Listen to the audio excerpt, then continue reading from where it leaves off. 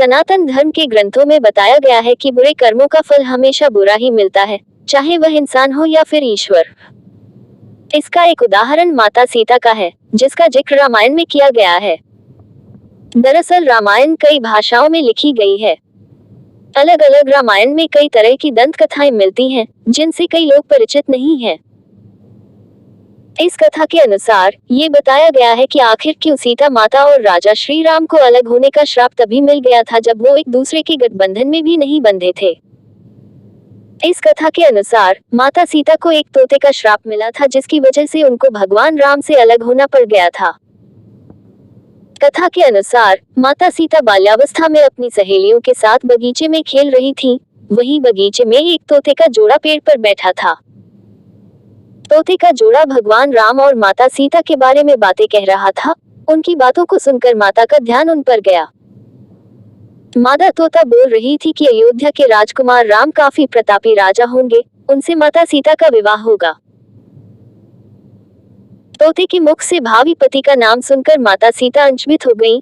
उन्हें अपने बारे में और जानने की इच्छा जागृत हुई, इसलिए उन्होंने अपनी सखियों से कहकर दोनों पंछियों को पकड़ लिया और फिर उन दोनों को पुचकार के पूछा कि भविष्य के बारे में इतना ज्ञान कहाँ से प्राप्त हुआ। तब पंछियों ने बताया कि इससे पहले हम महर्षि वाल्मीकि के आश्रम में रहते थे, जहाँ हर रोज राम और सीता के जीवन के बारे में बताया जाता है। इसलिए उनको दोनों के बारे में हर चीज कंठस्थ याद हो गई।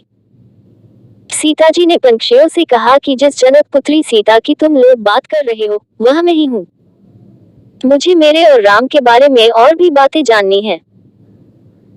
तब नर तोते ने कहा कि हे सीता, आपका विवाह अयोध्या के राजा दशरथ के ज्येष्ठ पुत्र राम के साथ आपका विवाह होगा और आपकी जोड़ी तीनों लोकों में सबसे अद्भुत होगी।